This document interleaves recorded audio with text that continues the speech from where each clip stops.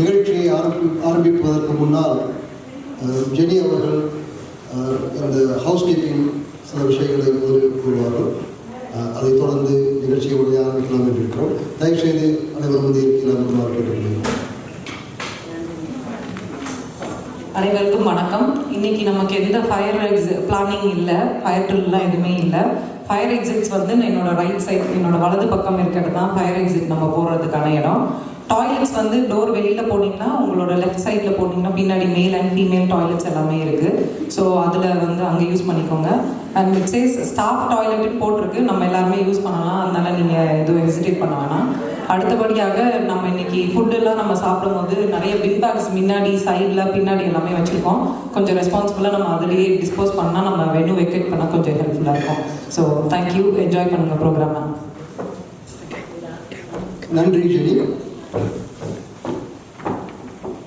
இன்றைய விழா என்ன விழா என்று உங்களுக்கு தெரியும். திரு அஜிதன் அவர்களுக்கான பாராட்டு விழா.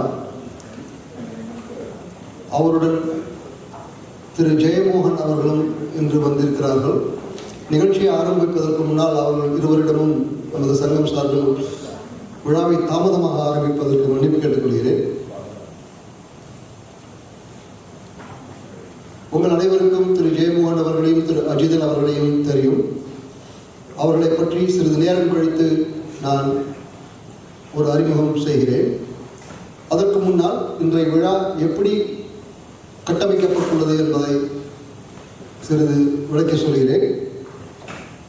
நமது வட தமிழ்ச் சங்கத்தை பற்றி நீங்கள் அறிவீர்கள்.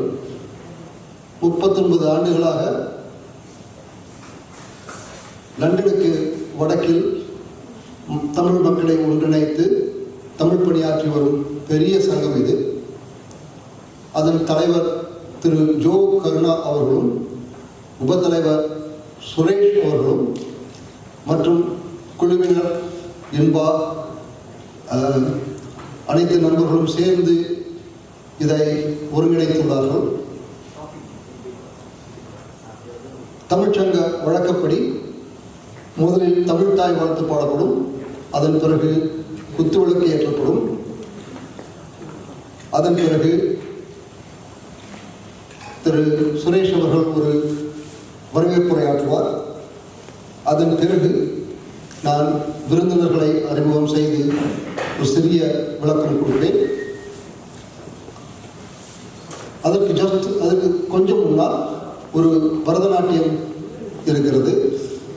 திரு காயத்ரி சந்திரமௌலி அவர்கள் ஒரு சிறிய பரதநாட்டிய நிகழ்ச்சியை அரங்கேற்றுவார்கள்.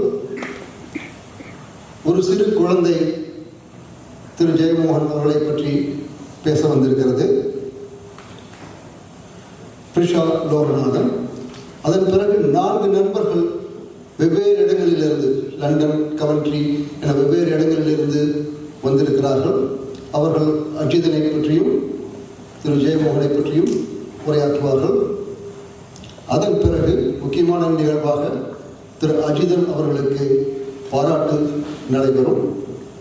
வடதமிழ்ச் சங்கத்தின் தலைவரும் உபதலைவரும் மற்றும் குழுவினரும் அவர்களை கௌரவிப்பார்கள். அதற்கு அடுத்ததாக திரு ஜெயமோகன் அவர்கள் ஒரு முக்கியமான சொற்பொழிவாற்றுவார்கள். நம் குழந்தைகளுக்கு முன்னோர்கள் தேவையா என்ற தலைப்பில். அந்த உரையின் முடிவில் நீங்கள் அவருடன் கலந்துரையாடலாம், அவரிடம் கேள்வி கேட்கலாம். இவையெல்லாம் முடிந்த பிறகு நீங்கள் வீட்டுக்கு போவதற்கு முன்னால் செவிக்கு குணமில்லாத போது சிறிது வயிற்றுக்கும் வீயப்படும். எல்லாவற்றையும் ஒரு 8 மணிக்குள் முடிக்க முயற்சிக்கிறோம்.